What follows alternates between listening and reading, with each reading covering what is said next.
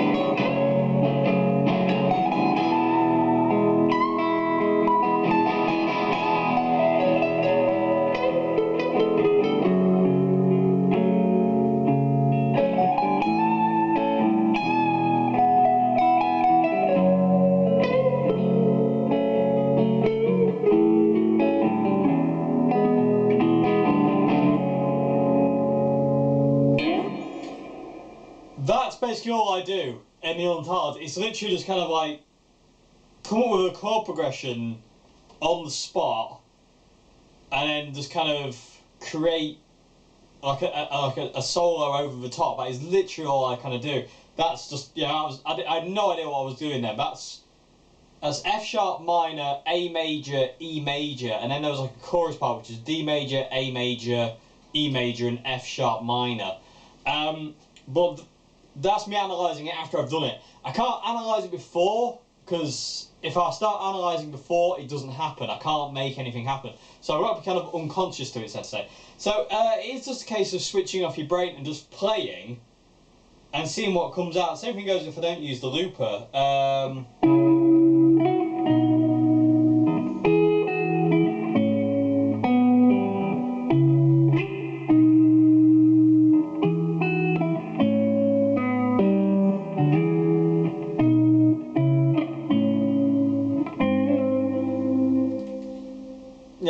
I don't know, it's just something that I kind of, I've done for that long of a time where I'm not thinking about playing. I just kind of do it automatically, if that makes sense. I hope that makes sense. I don't know, it's probably not a very good answer, but it's just a case of literally just sitting down with your guitar and just playing, forgetting everything else and just going for, just going for it basically, just playing and having fun. Yeah, that's kind of how I would do the Untitled. It is literally just on the spot. It's why if I was ever to do mic'd up videos and stuff like that, I'd never mic up Untitled, because because they're spontaneous. I think it would lose if I'd set the mics up and getting all the sound right. I think it would lose some of the fun and maybe I don't want to call it magic, because I don't think anything I do is magic, but I think it would lose some of that kind of vibe if I was to kind of like, stop and go away and mic it all up and do all that lot. So I just like to just sit down, press record on the camera and just kind of play and see what comes out. Sometimes if I'm doing a loop, I'll come up with a loop before I hit record, and I'll do a loop on the looper and go, yeah, I like that, listen to it back, make sure it kind of lines up okay, and then literally I'll press record and I'll just play over the top of it. No idea what I'm going to do, no idea where it's going to go, and just react to the backing track as best I can. So yeah, hope that's answered your question. I'll could demonstrate how to write a song in the style of my Untitled, but it's a lot of kind of John Frusciante-esque kind of influence there. So yeah, Yeah, hope that's answered your question. Moving on to question 2 now. Okay, so question 2 is, how would you recommend doing a solo album? Not the best at singing. How do I make my guitar sing and enjoyable to listen to? Simply, if you can't, because I'm a crap singer as well, I sympathise with you. The guitar sings a lot nicer than I do. Basically, if you want to kind of create a solo album that's kind of instrumental, you have to kind of make the guitar melodic, I would say, kind of like, you know, like singy. Like if I use that kind of backing track at the beginning I had, you know, you can't just kind of go widdly widdly all over the top of it because it'll sound terrible. Like if you were kind of to do something like this. So let's turn the reverb down a smidge so we don't get killed. But if I was to kind of do this, it'd sound a bit naff.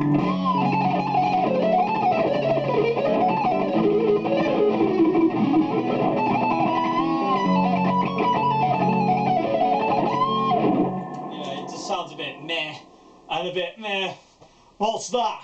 But if you kind of like stick to clean and stick to nice kind of slow melodic passages, you can kind of create kind of you can kind of draw people in a bit more to it, because they can, you know, people can connect to it instead of just going, you know, what the hell is that noise?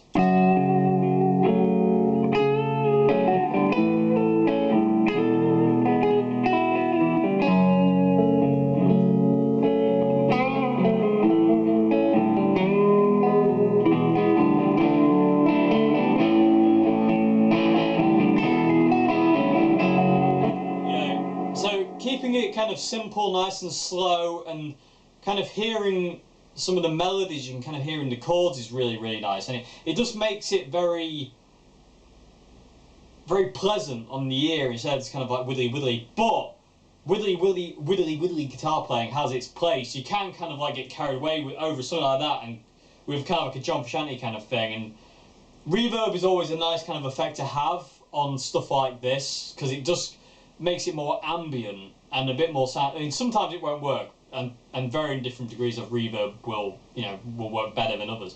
But the more melodic and simple your guitar playing is, the better it is. I mean, example would be like Andy Timmons' Electric Gypsy.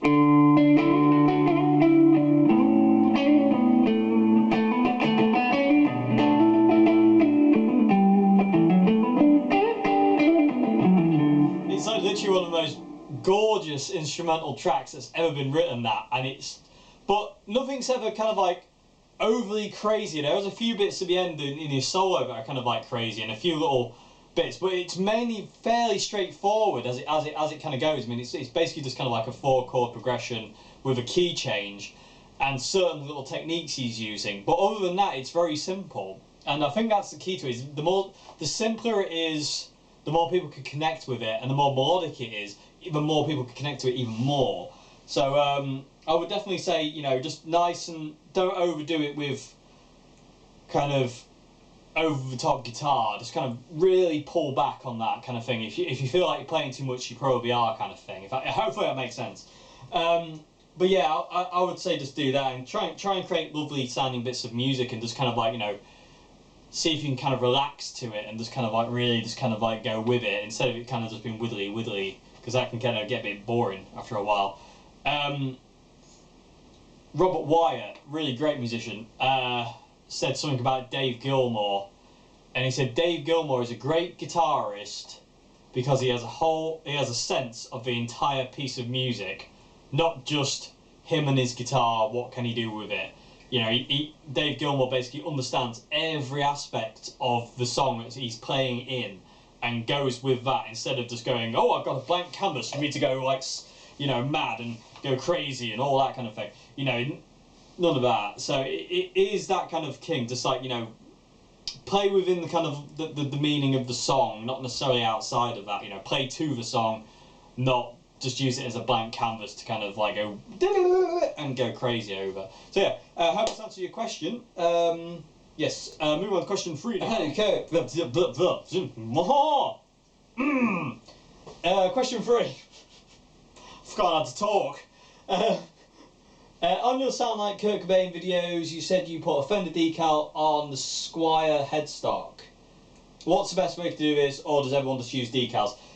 Yes, everyone just uses decals. Unless it's a Gibson style headstock, then you can kind of buy overlays. Or you can get mother of pearl inlays, which is really hard to get done. But since the dawn of time, Fender and people like this have used water slide decals.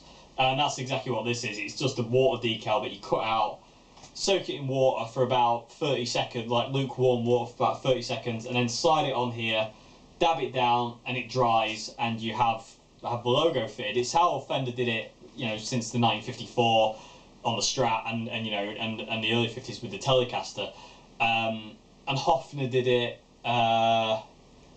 So many guitar companies have water slides. Gibson, I say, used mother of pearl mainly on the Gibson logo. I think the Les Paul model decal that's kind of like, you can't see, but in between the machine heads, I think that's a water slide, but I could be totally wrong. I'm not up on Gibson history as much as maybe I should be, but yeah, it's all water slides. It's the best way to do it, really. I mean,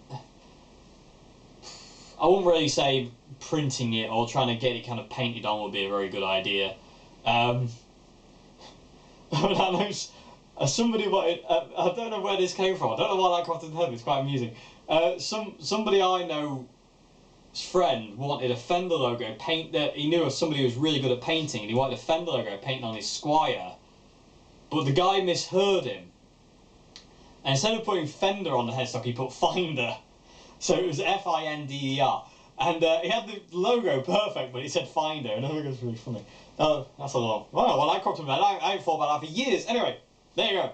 But yes, all water slides. Water slides are the way to go, and they're really, really cool. And I don't lacquer over my water slides either. Like Fender never really oversprayed over their decals, so that's why you see them all flaking off and whatnot. But yes, it's all water slides. They're the best way to go. Unless you've got a Gibson, and then you can get headstock overlays. Yeah, hope that's your question. Moving on to question 4 now. Okay, so question 4 is, how do I set up my guitars? I have a video on how I set my guitars up. What I'll do is I'll put the link to the video in the description box below this question, so you can just click on it and go straight to it.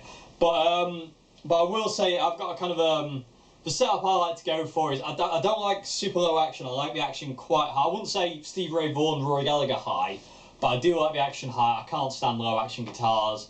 I like a lot of relief in the neck. I like it to kind of curve up towards the headstock a lot. And I like the high E string to be the highest string on the fretboard as you're looking down at it. So as I'm looking down at this, Jag right now, the E, A, and D are like that curve with the neck, and then it goes G, D, G, B, and high E. So the high E, as I see it, is the highest string on the board right now. So there's quite a lot of height in the high strings, and it just helps for hitting the high E and actually grabbing hold of it and bending it. So yeah, I'll put the link to that video in the description box below, and yeah, hope that's answered your question. And moving on to question 5 now. Okay, so question 5 involves this guitar. Where's my voice? What have you changed on your Squier Jag? Apart from obviously the headstock colour, the body colour, the only thing I've changed is the volume pot, which died on me. The original volume pot was a 1 meg volume pot, and it died. Well, it didn't die, it worked, but there was a certain point on the turn, it was about just before it was all the way up, where it cut out. So I could actually kind of like do this kind of weird, kind of almost, it sounded like this when you were playing. If you turn up your volume, it kind of, it kind of do that toggle switchy Tom Morello-y thing. So I had to replace the volume pot, but if it hadn't gone, that'd be original. But everything is still stock. All this is stock. The pickups are stock. The tremolo, the bridge, all this, all the wiring. I ain't changed anything. Machine heads are still original. The only thing I've changed, like I say, is just literally the colour, the scratch plate, and the volume pot now, and that's it. That is the whole shebang, I think. Yeah, that's it. Everything else is stock to the Squier Vintage Modified. But yeah, yes, that's it. I love these pickups. I think these pickups are absolutely brilliant. They sound like Kurt Cobain. wrong pickup. Yeah, so all cool. So yeah, that's that one. Moving on to question 6 now. Final question of Q&A 9. Ah, question 6 is okay. So question 6 is: if I had the opportunity to use a time machine and teleport to any concert in history, which one would it be and why? It would have to be the Fillmore East in '70 with Jimi Hendrix playing that version of Machine Gun. There's something extremely special in that concert, and I would love to be there for that one. But I've got so many, it's really hard to pick one. Like, I'd love to be at the Budokan gig the Chili Peppers did in '99 or 2000, I forget which one it was. But and Slane Castle and the Warehouse with Fleetwood Mac and all that kind of stuff. But yeah, that one, watching Jimi Hendrix play that version of Machine Gun would just be life altering, really would. But yeah, that's the one I would pick definitely. That Fillmore East gig, amazing. Anyway, I hope you enjoyed this Q&A, and I hope I've answered your questions okay. And I will see you again for another video very, very soon. Have a great morning, afternoon, and good evening. Goodbye now.